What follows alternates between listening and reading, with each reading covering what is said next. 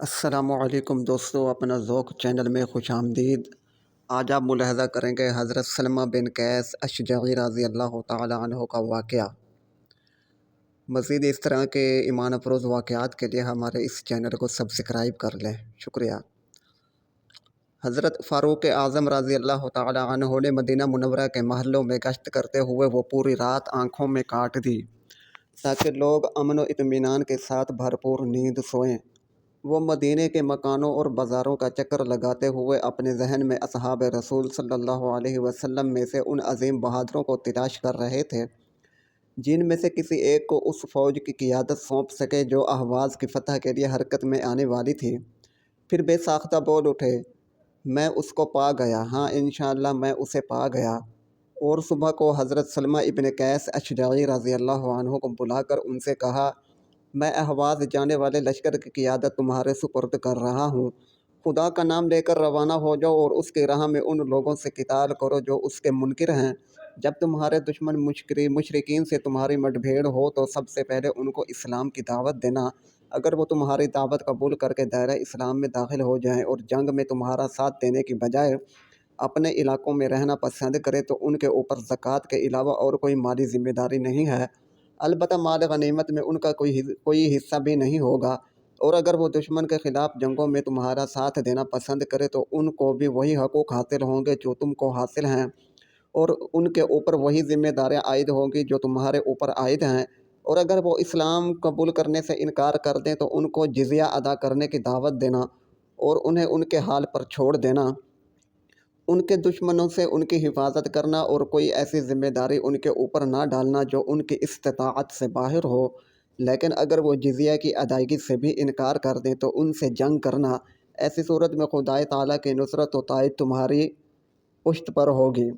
اگر وہ کسی قلعہ میں پناہ گیر ہو کر خدا اور رسول کے حکم کے مطابق تم سے صلح کی خواہش ظاہر کریں تو ان کا یہ مطالبہ ہرگز تسلیم نہ کرنا، اس لیے کہ تم نہیں جانتے کہ اس معاملے میں اللہ اور اس کے رسول کا کیا حکم ہے، اور اگر وہ اللہ اور اس کے رسول کی ذمہ داری پر صلح کا مطالبہ کرے تو ان کا یہ مطالبہ بھی رد کر دینا۔ البتہ تم اپنی ذمہ داری پر ان سے صلح کا معاہدہ کر سکتے ہو، اور جب جنگ میں تم کو فتح حاصل ہو جائے تو حد سے تجاوز نہ کرنا، نہ غداری کے مرتکب ہونا، لاشوں کا مسئلہ نہ کرنا، نہ کسی بچے کے خون سے اپنا ہاتھ رنگنا۔ حضرت سلمہ ابن قیس رضی اللہ عنہ نے فاروق اعظم رضی اللہ عنہ کی ان قیمتی ہدایات کو سن کر ان کے سامنے سر تسلیم خم کرتے ہوئے کہا، سمعا و طاعتا یا امیر المومنین، میں نے سن لیا اے امیر المومنین۔ پھر حضرت عمر نے زور سے ان کے ہاتھ کو دباتے ہوئے پوری گرم جوشی سے ان کو الوداع کیا اور نہایت خشوع و خضوع کے ساتھ ان کی کامیابی کے لیے دعا فرمائی، کیونکہ انہیں اس مہم کی مشکلات اور اس کی اہمیت کا پورا اندازہ تھا جو انہوں نے حضرت سلمہ اور ان کے لشکر کے کندھوں پر ڈالی تھی، اس لیے کہ اہواز ایک کوہستانی علاقہ تھا جس کے راستے نہایت دشوار گزار اور قلعے ناقابل تسخیر تھے، جو بصرہ اور ایران کی سرحد پر واقع تھا، اور جس کے باشندے کردوں سے بھی زیادہ سخت جان اور جفاکش واقع ہوئے تھے، اور مسلمانوں کے لیے دو اسباب سے اس علاقے کو فتح یا اس پر قبضہ کرنے کے سوا دوسرا کوئی چارہ نہیں تھا۔ ایک تو یہ کہ ایسی صورت میں ان کی پشت بصرہ کی جانب ایرانیوں کے حملوں سے محفوظ ہو جاتی، اور دوسرا یہ کہ اہل فارس اسے اپنی فوجوں کی آماجگاہ بنا کر عراق کے امن اور اس کی سلامتی کے لیے کوئی خطرہ پیدا نہیں کر سکتے تھے۔ غازیان فی سبیل اللہ کا یہ لشکر اپنے قائد حضرت سلمہ ابن قیس کی سرکردگی میں مدینہ سے روانہ ہوا اور راستے کے نشیب و فراز کو طے کرتا ہوا سرزمین احواز میں داخل ہو گیا، لیکن ابھی وہ لوگ اس کے اندر زیادہ دور نہیں گئے تھے کہ اس کے سخت طبعی اور جغرافیائی حالات کی وجہ سے ان کو قدم قدم پر دشواریوں اور پریشانیوں کا سامنا کرنا پڑا۔ پہاڑی راستوں میں اوپر چڑھتے ہوئے فوج کو کھوکھری اور نوکیلی چٹانوں سے گزرنے کی مشقت جھیلنی پڑتی، اور نیچے اترتے ہوئے سڑے ہوئے متعفن پانی کے جوہڑوں کی تکلیف برداشت کرنی پڑتی۔ اس کے علاوہ خطرناک قسم کے جان لیوا سانپوں اور سست مگر چونکنے زہریلے بچھوؤں کی مصیبت سے الگ نمٹنا پڑتا تھا۔ لیکن حضرت سلمہ ابن قیس رضی اللہ عنہ کی صاف و شفاف اور مومن روح ہر وقت اپنے لشکر کے اوپر سایہ فگن رہتی، جس کی وجہ سے یہ ساری مصیبتیں خوشگوار اور دشوار راہیں آسان ہو گئی تھیں۔ وہ وقفے وقفے سے ان کو ایسی نصیحتیں کرتے رہتے جن سے ان کی روحیں جھوم اٹھتیں اور ان کی راتوں کو قرآن کی خوشبو سے معطر کرتے رہے، جس کی روشنی میں وہ نہا اٹھتے اور اس کے نور میں تیرتے ہوئے اپنی ساری مشقتیں اور تکلیفیں بھول جاتے۔ حضرت سلمہ ابن قیس رضی اللہ عنہ نے خلیفۃ المسلمین کے حکم کی پوری تعمیل کی، اور جب اہل احواز سے ان کا سامنا ہوا تو سب سے پہلے ان کے سامنے اللہ کا دین پیش کیا، مگر انہوں نے نفرت و اعراض کا اظہار کیا۔ پھر ان کو جزیہ کی ادائیگی کی دعوت دی، لیکن انہوں نے انکار اور استکبار کا مظاہرہ کیا۔ اس کے بعد مسلمانوں کے سامنے جنگ کے سوا کوئی دوسری صورت باقی نہیں بچی، چنانچہ وہ جہاد فی سبیل اللہ اور اجر آخرت کے حصول کی نیت سے میدان جنگ میں کود پڑے۔ دونوں فوجیں پوری قوت کے ساتھ ایک دوسرے سے ٹکرا گئیں۔ معرکہ کارزار گرم ہوا اور جنگ کے شرارے اڑنے لگے، اور فریقین نے شجاعت و بصالت اور ہمت و جواں مردی کے ایسے جواہر دکھائے جن کی مثال جنگوں کی تاریخ میں شاذ و نادر ہی نظر آتی ہوں گی۔ آخرکار جنگ کا خاتمہ اعلاء کلمت اللہ کے لیے جہاد کرنے والے اہل ایمان کی فتح مبین اور دشمنان خدا اہل شرک کی شکست فاش پر ہوا۔ جنگ ختم ہونے کے بعد حضرت سلمہ ابن قیس رضی اللہ عنہ نے مجاہدین میں مال غنیمت کی تقسیم کی طرف متوجہ ہوئے تو اس میں سے ان کو ایک نہایت عمدہ اور بیش قیمت زیور ملا۔ انہوں نے چاہا کہ اسے ہدیہ کے طور پر امیر المومنین کی خدمت میں پیش کیا جائے، چنانچہ انہوں نے فوجیوں سے کہا، اگر اس زیور کو تم سارے لوگوں کے درمیان تقسیم کیا جائے تو کسی کے ہاتھ کچھ نہیں لگے گا، تو کیا تم سب لوگ اس بات پر راضی ہو کہ اسے امیر المومنین کی خدمت میں ہدیۃً بھیج دیا جائے؟ سب نے خوشی سے اس کی اجازت دے دی، اور انہوں نے اس زیور کو ایک ڈبے میں رکھ کر اپنے قبیلے بنو اشجع کے ایک شخص کو بلایا اور اس سے کہا کہ اپنے غلام کے ساتھ مدینہ جاؤ، پہلے امیر المومنین کو فتح کی خوشخبری سنانا، پھر ان کی خدمت میں یہ زیور ہدیہ کے طور پر پیش کر دینا۔ جب وہ اشجعی حضرت عمر رضی اللہ عنہ کی خدمت میں حاضر ہوا تو اس کے اور حضرت عمر کے درمیان ایک نہایت عبرت انگیز ماجرا پیش آیا۔ ہم وہ ماجرا اسی کی زبانی پیش کرتے ہیں۔ میں اپنے غلام کے ساتھ پہلے بصرہ پہنچا، وہاں ہم نے سلمہ ابن قیس کی دی ہوئی رقم سے اپنے سفر کے لیے 2 اونٹنیاں خریدیں اور ان کے اوپر اپنا سامان اور زاد راہ لاد کر مدینہ کی طرف روانہ ہو گئے۔ وہاں پہنچ کر میں نے امیر المومنین کو تلاش کیا، وہ مسلمانوں کو کھانا کھلا رہے تھے۔ اس وقت ان کے ہاتھ میں ایک چھڑی تھی جس پر وہ کسی چرواہے کی طرح ٹیک لگائے کھڑے تھے۔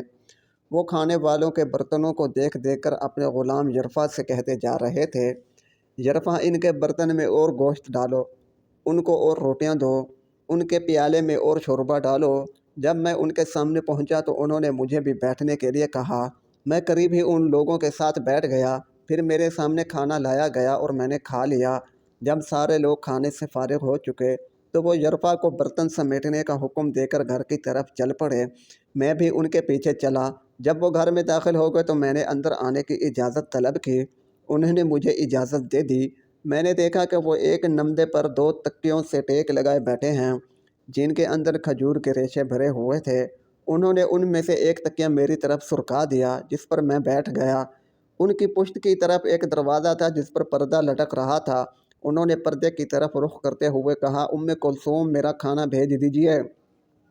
میں نے اپنے دل میں سوچا کہ دیکھو امیر المومنین کا مخصوص کھانا کیسا ہے۔ ان کی اہلیہ نے ان کو روغن زیتون لگی ہوئی روٹی دی جس پر نمک کی ایک ڈلی رکھی ہوئی تھی۔ انہوں نے مجھ سے کھانے کے لیے کہا اور میں نے امر کے طور پر تھوڑا سا کھا لیا۔ میں نے ان کے سوا کسی دوسرے آدمی کو اتنی رغبت اور شوق سے کھانا کھاتے نہیں دیکھا۔ کھانے سے فارغ ہو کر انہوں نے کہا، مجھے پلاؤ۔ گھر والے ایک پیالہ لائے جس میں جو کے ستو کا گھول تھا۔ انہوں نے کہا، پہلے اس کو پلاؤ۔ میں نے پیالہ لے کر اس میں سے بہت تھوڑا سا پیا، کیونکہ میرا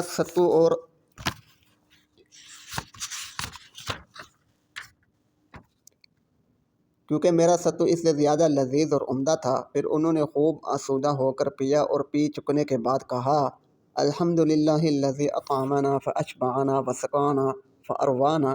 شکر ہے اس خدا کا جس نے ہم کو کھلا کر آسودہ اور پلا کر سیراب کیا۔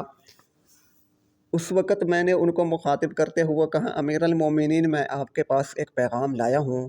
کہاں سے؟ انہوں نے دریافت کیا۔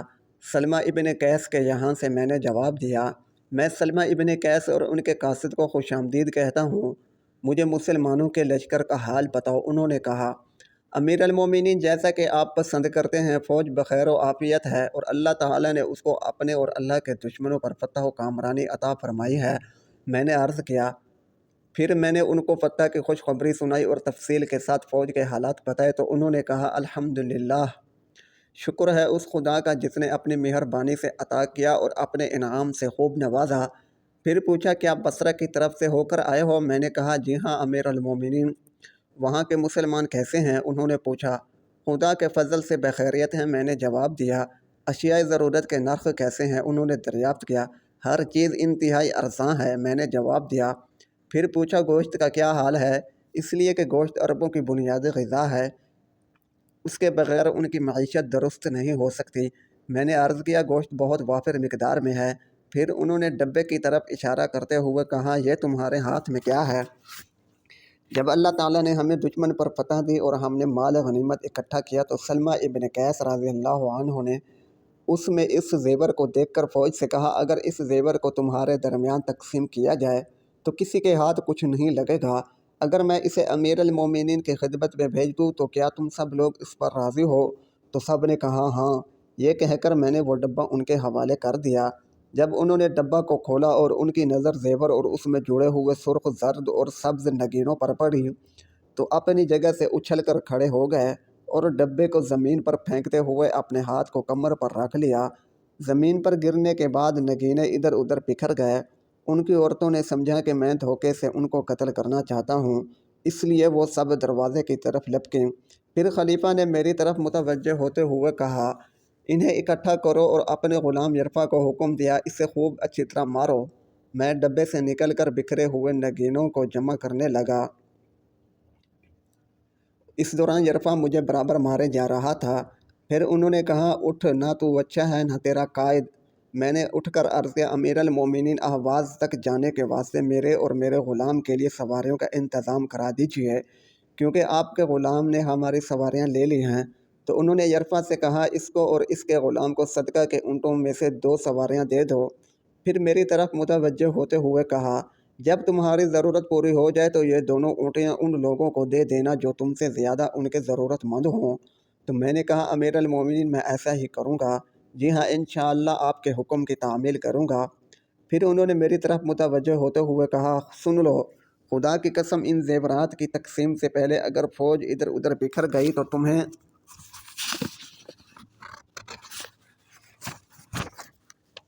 اور تمہارے قائد دونوں کو سخت عبرتناک سزا دوں گا۔ میں نے اسی وقت وہاں سے کوچ کر دیا اور منزلوں پر منزلیں طے کرتا ہوا سلمہ ابن قیس رضی اللہ عنہ کے پاس پہنچا اور ان سے کہا، جس کام کے لیے آپ نے مجھے اپنا خصوصی ایلچی بنایا تھا وہ میرے لیے بڑا نامبارک ثابت ہوا۔ قبل اس کے کہ میرے اور آپ کے اوپر کوئی بھاری مصیبت نازل ہو، ان زیورات کو فوراً فوج میں تقسیم کرا دیجیے۔ اس کے بعد میں نے ان کو وہ پوری سرگزشت سنائی جو میرے اوپر بیتی۔ چنانچہ انہوں نے اپنی اس مجلس کو برخاست کرنے سے پہلے وہ زیورات فوج میں تقسیم کرا دیے۔ تو دوستو، یہ تھی ہماری آج کی ویڈیو۔ امید ہے آپ کو اچھی لگی ہوگی۔ مزید اس طرح کے واقعات کے لیے ہمارے اس چینل کو سبسکرائب کر لیں۔ شکریہ۔